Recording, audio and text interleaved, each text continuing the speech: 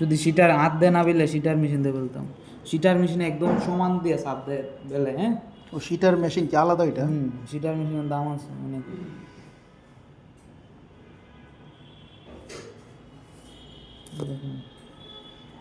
Layer by layer.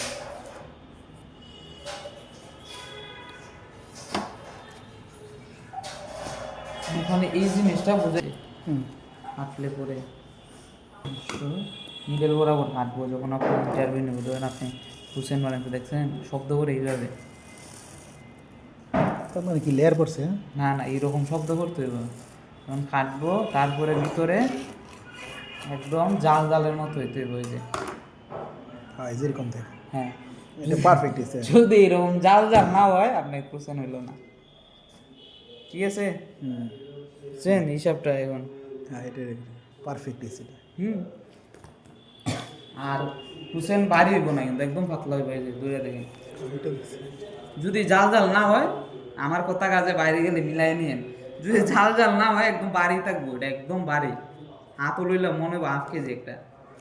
আর এই যে এটার ভিতরে যখন আমি কিছু ঢোকাবো সান তো এরকম খায় না, কিছু থাকে ভিতরে। এখন আমি বুঝাইতেছি কিভাবে ঢুকাইতে হবে।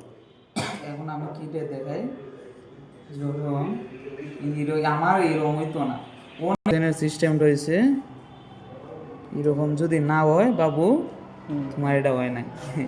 কেন? যতই পরিশ্রম করো না কেন, কালকে বানাইলে পরে দেখতে পারবেন যে আপনার এটা কিরকম হয়।